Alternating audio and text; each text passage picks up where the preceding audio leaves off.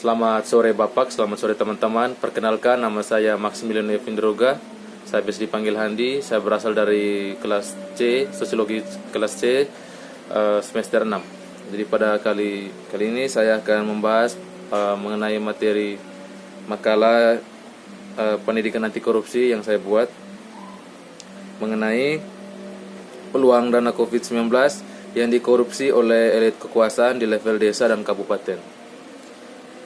Saya akan masuk ke pembahasan yang pertama, yaitu peluang dana COVID-19 yang dikorupsi di level desa.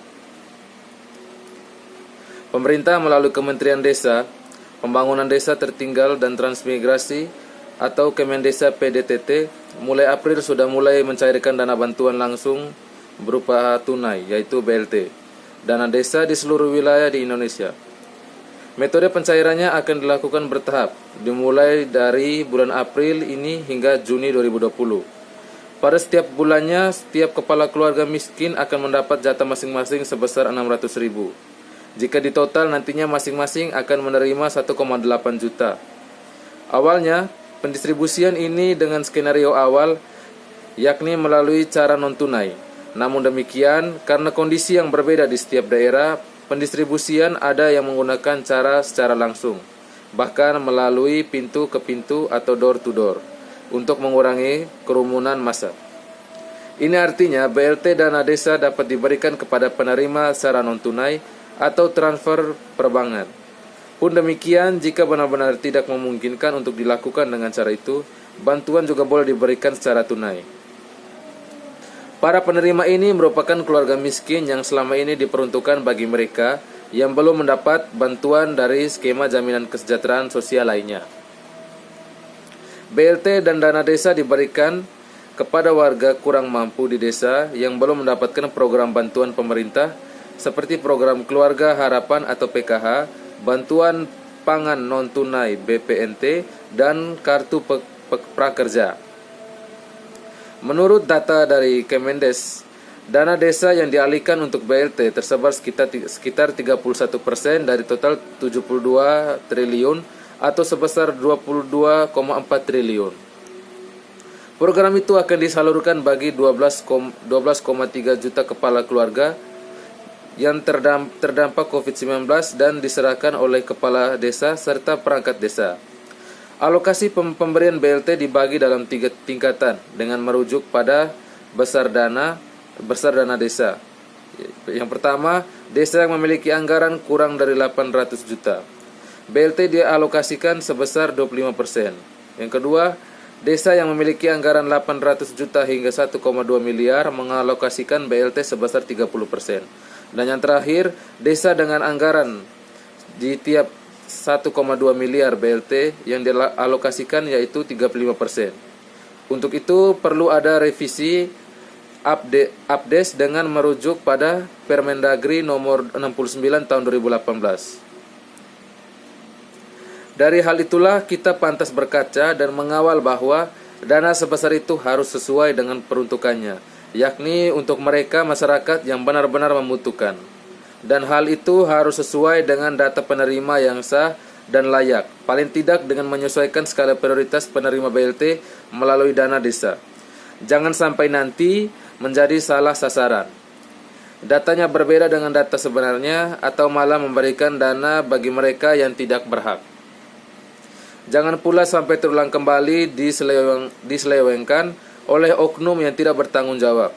Oleh karenanya ada beberapa hal yang mesti menjadi catatan untuk meminimalisir terjadinya penyelewengan dana desa untuk masyarakat terdampak COVID-19. Yang pertama adalah faktor komunikasi antar stakeholders atau pemangku kepentingan, mulai dari kepala desa, perangkat desa, camat, dan sebagainya yang terkait dengan distribusi BLT.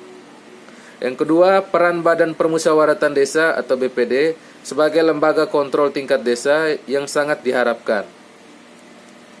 Banyak desa yang BPD-nya sering memiliki konflik interest dengan perangkat desa setempat sehingga fungsi kontrol menjadi tidak maksimal. Dan yang ketiga adalah perlu intens keterlibatan masyarakat dalam mengawasi penggunaannya. Yang keempat, optimalisasi Undang-Undang Desa Nomor 6 Tahun 2014 dan Undang-Undang Nomor 14 Tahun 2008 tentang keterbukaan informasi publik desa yang harus ditaati, termasuk pembentukan PPID desa di beberapa daerah yang belum terbentuk dan bisa segera terrealisasi. Itu merupakan pembahasan saya mengenai peluang dana COVID-19 yang dikorupsi di level desa.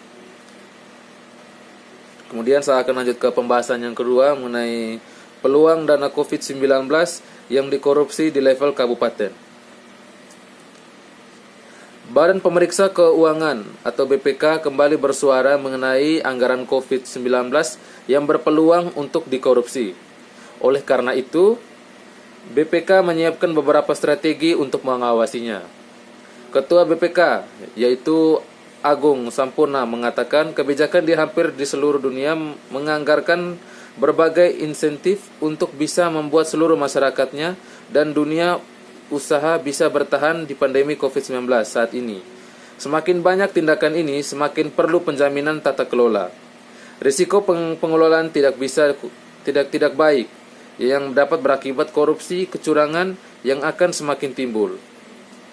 Transparansi dan akuntabilitas merupakan dua prinsip utama tata kelola pemerintahan yang baik. Tidak bisa ditawar bahkan saat krisis.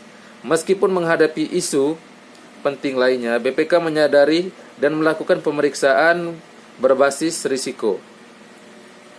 Ini merupakan alat penting dan strategis untuk mitigasi risiko yang timbul dalam situasi darurat. Audit komprehensif dilakukan terhadap seluruh elemen keuangan negara, terhadap respon pemerintah pusat dan daerah Indonesia terhadap pandemi COVID-19, dan menggabungkan tujuan dari 3 jenis audit, yaitu audit keuangan, kinerja, dan kepatuhan.